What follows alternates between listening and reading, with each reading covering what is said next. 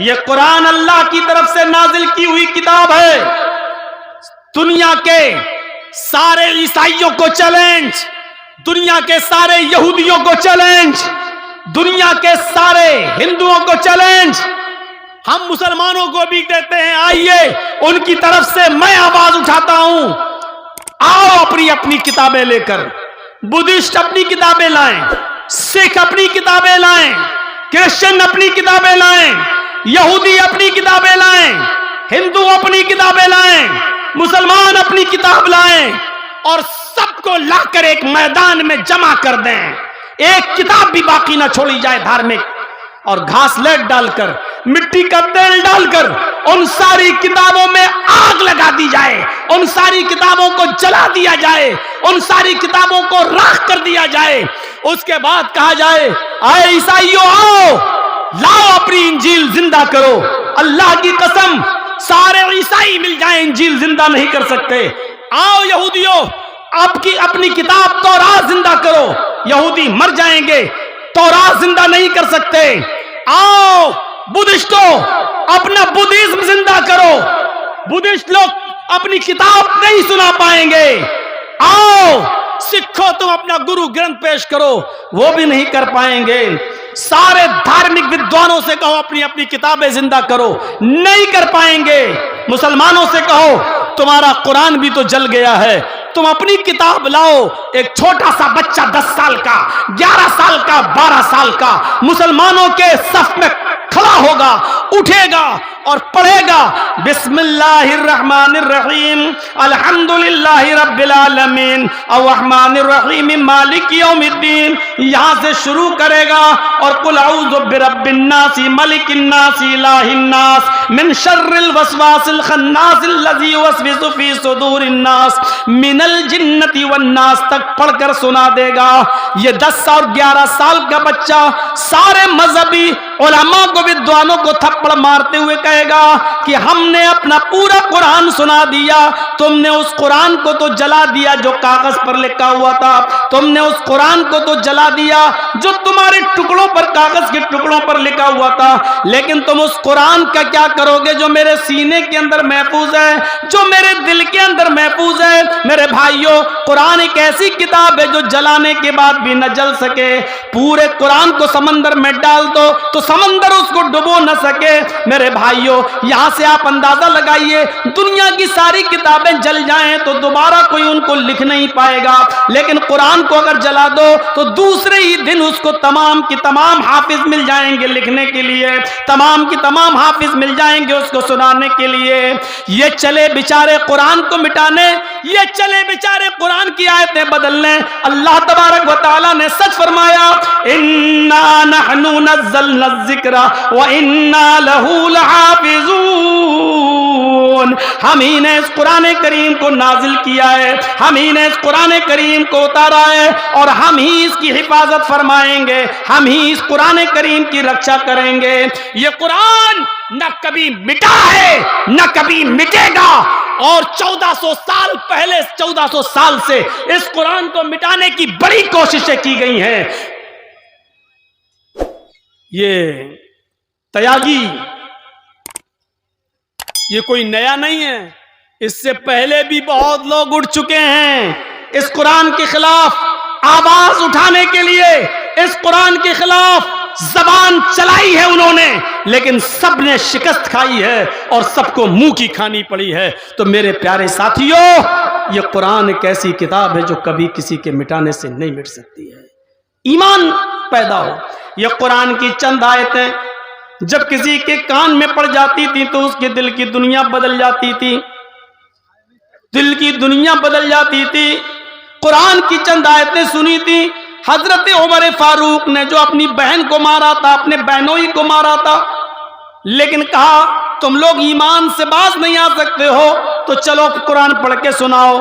دیکھیے ذرا یہ ایمان ہے.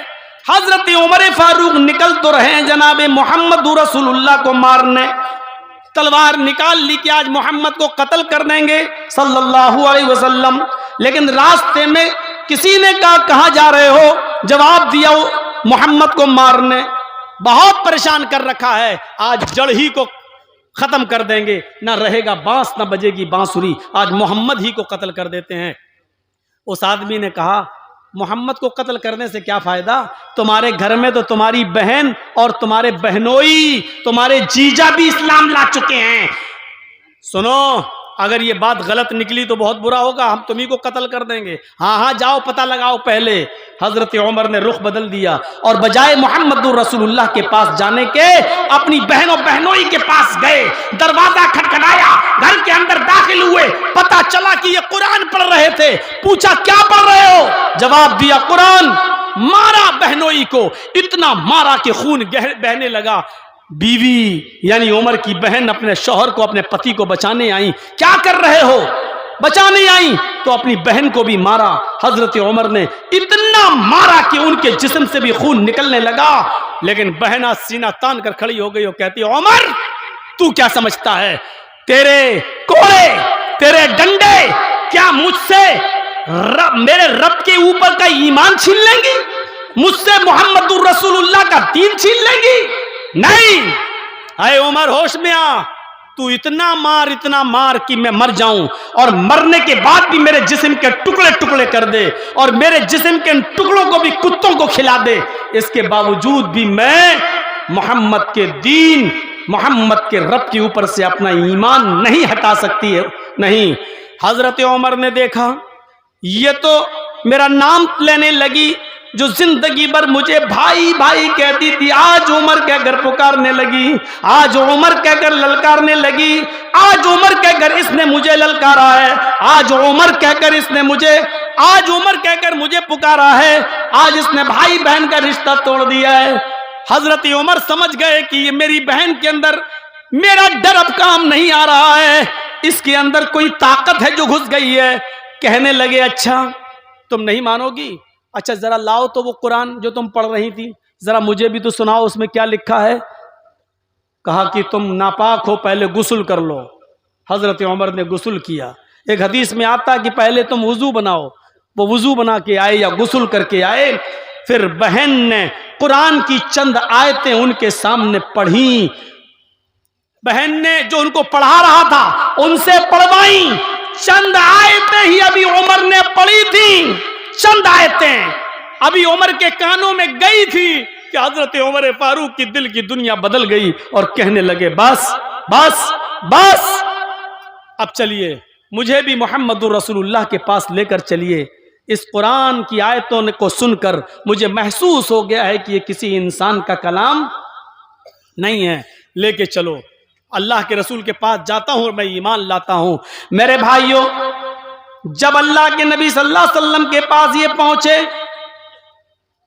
دروازہ کھٹکھٹایا، پہلے کان لگایا، کان لگا کر سنا تو جانتے ہو اللہ کے رسول صلی اللہ علیہ وسلم کیا تلاوت کر رہے تھے؟ الم یعن للذین آمنوا ان تخشع قلوبہم لذکر اللہ۔ کیا مومنو ابھی تمہارے اوپر وہ وقت نہیں آیا کہ اللہ کا نام سن کر، اللہ کا ذکر سن کر تمہارے دل کانپ جائیں، تمہارے دل لرز جائیں؟ حضرت عمر نے قرآن کی آیت سنی، دروازہ کھٹکھٹایا، جھانک کر دیکھا تو سامنے حضرت عمر ہیں اور ہاتھ میں تلوار ہے۔ جھانکنے والے نے کہا اے اللہ کے نبی، حضرت عمر باہر کھڑے ہیں اور ان کے ہاتھ میں ننگی تلوار ہے، نیت خراب لگ رہی ہے۔ حضرت حمزہ آگے بڑھتے ہیں اور دروازہ کھول کر کہتے ہیں ٹھیک ہے میں دیکھتا ہوں کہ کون ہے، اگر اچھی نیت سے آیا تو ٹھیک، نہیں تو اسی کی تلوار سے عمر کی گردن کاٹ دیں گے۔ یہ کہتے ہوئے دروازہ کھٹکھٹایا، حضرت حمزہ نے ان کی گردن پکڑ لی اور ان کو مروڑ دیا کہ عمر کس ارادے سے آئے ہو؟ حضرت عمر کہتے ہیں ابھی ابھی محمد رسول اللہ تلاوت کر رہے تھے، الم یعن للذین آمنوا ان تخشع قلوبہم لذکر اللہ۔ کیا ابھی وہ وقت نہیں آیا اہل ایمان کے لیے کہ اللہ کا نام سن کر، اللہ کا ذکر سن کر ان کے دل کانپ جائیں؟ ہاں میرا دل کانپ گیا ہے۔ عمر اسلام لانے کے لیے آ گیا ہے، عمر کی نیت صاف ہے، میں اسلام لانے آیا ہوں، میں اسلام قبول کرنے آیا ہوں۔ اور پھر حضرت عمر فاروق نے اسلام قبول کر لیا۔ 39 آدمی پہلے مسلمان ہو چکے تھے، 40 میں حضرت عمر تھے. کتنے؟ 40 میں. 40 میں حضرت عمر. آج زندگی میں پہلی بار نعرہ لگا.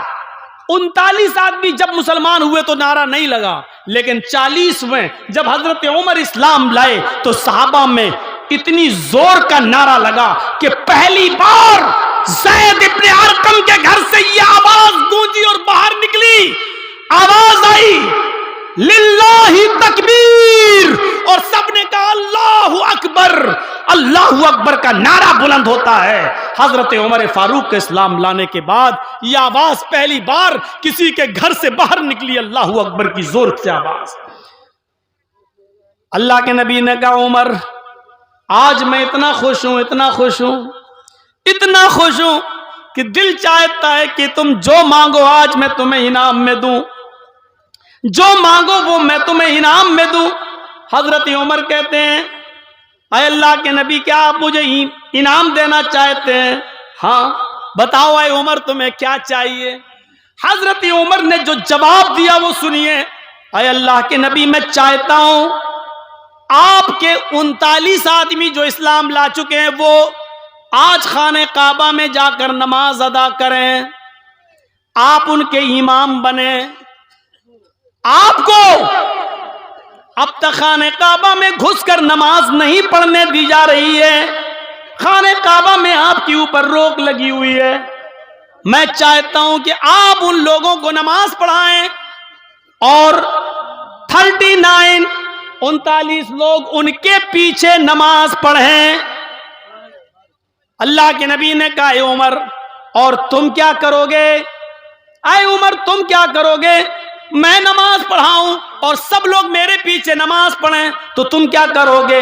کہا اللہ کے رسول میں ننگی تلوار لے کر کعبہ کے دروازے پر کھڑا ہو جاتا ہوں، میں ننگی تلوار لے کر کعبہ کے دروازے پر کھڑا ہو جاتا ہوں اور دیکھتا ہوں کس کی ماں نے کس کو کتنا دودھ پلایا ہے، کس کی ماں نے کس کو کتنا دودھ پلایا ہے جو آپ کو نماز پڑھانے سے روک سکے. دیکھیے ایمان جب عمر کے اندر پیدا ہوا، قرآن کی آیتیں پڑھی اور اسلام لائے. جب ایمان ان کے اندر پیدا ہوا تو اتنی بہادری پیدا ہو گئی کہ اکیلے تلوار لے کر کھڑے ہو گئے. آپ نماز پڑھائیے، سارے صحابہ آپ کے پیچھے نماز پڑھیں گے. دیکھتا ہوں دنیا کی کون سی طاقت آپ کو نماز پڑھانے سے روک سکتی ہے. میں بھی دیکھوں کہ کون ہے جو آپ کو نماز پڑھانے سے روکے.